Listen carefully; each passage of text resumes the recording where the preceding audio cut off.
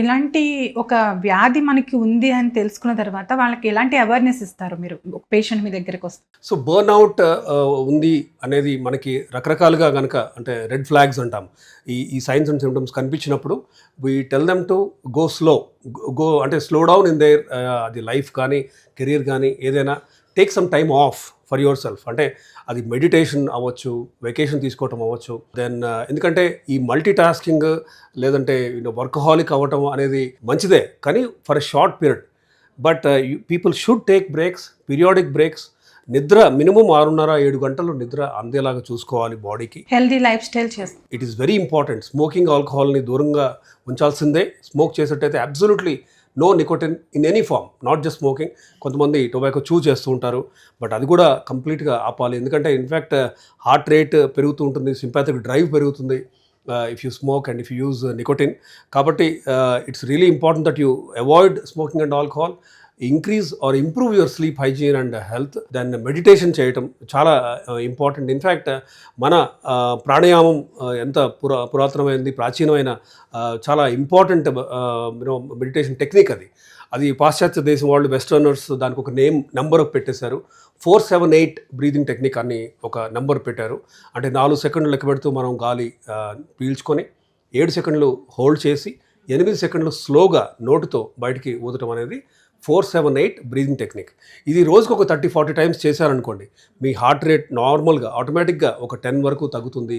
70s 60sలోకి వస్తుంది. And అదొక one of the ways of fighting stress.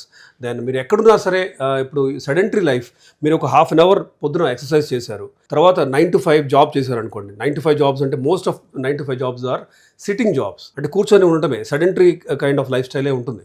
తర్వాత ఇంటికి వెళ్ళేటప్పుడు కారు నడపడం అవ్వచ్చు, అది కూర్చొనే ఉంటుంది. ఇంటికి వెళ్ళాక టీవీ చూడటం కానీ, డిన్నర్ చేసేటప్పుడు కానీ, అంటే కూర్చొనే ఉంటున్నాం మనం most of the time. This is compounding the risk of అంటే ఎక్సర్సైజ్ మీరు పొద్దున్న చేశారు, ఆ ఎక్సర్సైజ్ యొక్క బెనిఫిట్ని మీరు కోల్పోతున్నారు కూర్చొని.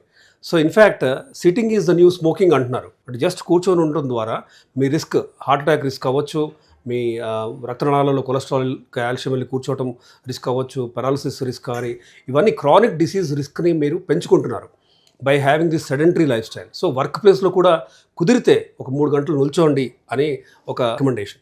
సో ఎక్సర్సైజ్ ఇన్ జనరల్, అది మజిల్ బల్క్ బిల్డింగ్ అవ్వచ్చు, దెన్ కార్డియో అంటే మీరు ట్రెడ్మిల్ చేసే ఎక్సర్సైజ్ అవ్వచ్చు, దెన్ సైక్లింగ్ అవ్వచ్చు, స్విమ్మింగ్ అవ్వచ్చు. ఇలా కార్డియో ఒకవైపు, దెన్ మజిల్ బిల్డింగ్ ఇంకోవైపు చేస్తే కూడా ఈ బర్న్అవుట్ తగ్గించుకోవచ్చు.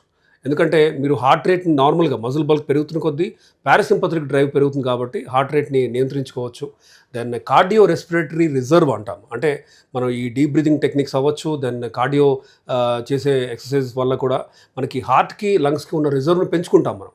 తద్వారా కూడా we are decreasing the effects of burnout syndrome. So ఒకవైపు ఎక్సర్సైజ్, ఇంకోవైపు హెల్దీ ఫుడ్ చాలా ఇంపార్టెంట్. ఇన్ఫ్యాక్ట్ ఫుడ్లో కూడా యాంటీ ఇన్ఫ్లమేటరీ ఫుడ్స్ అని ఉన్నాయి. అంటే లోపల టిష్యూ లెవెల్లో, సెల్యులార్ లెవెల్లో ఉన్న ఇన్ఫ్లమేషన్ తగ్గించే విధంగా కూడా ఫుడ్స్ ఉన్నాయి.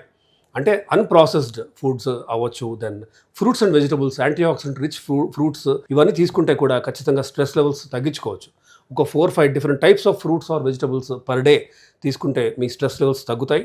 అది కూడా హెల్ప్ అవుతుంది బర్న్అవుట్ తగ్గడానికి. హైడ్రేషన్, ఒక 3-4 లీటర్ల నీళ్లు తాగటం అనేది very important. People grossly under estimate what dehydration can do. Dehydration can worsen the effects of burnout syndrome. ఇలా రకరకాలు, ఇట్స్ నాట్ జస్ట్ ఒకటి, మల్టీ ప్రాంగ్డ్ అప్రోచ్ ద్వారానే మనం బర్న్అవుట్ సిండ్రోమ్ యొక్క ప్రాబ్లమ్స్ని మనం తగ్గించచ్చు. ఒకటి ఫస్ట్ మనం డయాగ్నోస్ చేయాలి, అంటే ఈ ప్రాబ్లం ఉంది అని కనిపెట్టాలి, గుర్తించాలి, దెన్ దాన్ని అడ్రస్ చేయాలి. దానికి ఈ చెడు అలవాట్లు దూరంగా ఉండటం అవ్వచ్చు, నిద్ర అవ్వచ్చు, ఫుడ్ అవ్వచ్చు, ఎక్సర్సైజ్ అవ్వచ్చు. ఇట్లా మల్టీ ప్రాంగ్డ్ అప్రోచ్ ఉంటేనే, and support system, family and friends మంచి సపోర్ట్ సిస్టమ్ ఉంటే కూడా ఈ బర్న్అవుట్ సిండ్రోమ్ తగ్గుతుందని ప్రూఫ్ ఉంది ఇన్ఫ్యాక్ట్. అండ్ ఇన్ఫ్యాక్ట్ ఎంప్లాయర్స్ కూడా వాళ్ళ ఎంప్లాయీస్ ఆరోగ్యాన్ని, బర్న్అవుట్ని దృష్టిలో ఉంచుకొని లీవ్స్ ఇవ్వటం, ఎంకరేజ్ చేయటం, మేబీ ట్రిప్స్ వాటికి స్పాన్సర్ చేయటం అవ్వచ్చు. ఇట్లా ఎంప్లాయర్స్ కూడా ఒక హ్యుమానిటేరియన్ గ్రౌండ్స్లో కనుక ఉంటే స్ట్రెస్ రిలీఫ్ కోసం ఖచ్చితంగా ఈ stress relief retreats or resorts వాటికి వెళ్ళటం, లాంటి యోగా అవ్వచ్చు, మెడిటేషన్కి. ఇన్ఫ్యాక్ట్ కొన్ని సెంటర్స్లో, ఆఫీసెస్లోనే యోగా సెంటర్స్ ఒక ఫ్లోర్ మొత్తం ఇట్లా ఎక్సర్సైజ్కి, యోగాకి కూడా కేటాయిస్తున్నారు. That is a good habit or idea in fact. So ఇలా మల్టీప్రాంగ్డ్గా చేస్తేనే మనం బర్న్అవుట్ సిండ్రోమ్ యొక్క ప్రాబ్లమ్స్ని కర్బ్ చేయొచ్చు అండ్ తద్వారా you can prevent future burnout syndrome can directly lead to heart attacks also. In fact కొన్ని సందర్భాల్లో ఎర్లీ 30s అవ్వచ్చు, లేట్ 20s అవ్వచ్చు, హార్ట్ అటాక్స్ కూడా చూస్తున్నాం ఈ సాఫ్ట్వేర్ ప్రొఫెషనల్స్ అవ్వచ్చు, వేరియస్ బిజినెస్ ప్రొఫెషనల్స్లో. కాబట్టి it's really important to understand, accept that there is a problem, diagnose, then work towards bringing down the seriousness of the problem. ఎలాంటి heart related problem లేకుండానే heart stroke వస్తుందంటారు. ఖచ్చితంగా burnout syndrome has increased chronic low level stress response. దీనివల్ల cortisol response కూడా పెరిగి over period of 5 to 10 years heart attack risk ఖచ్చితంగా పెరుగుతుంది to the tune of 10 to 20 times అని కూడా స్టడీస్ చెప్తున్నాయి.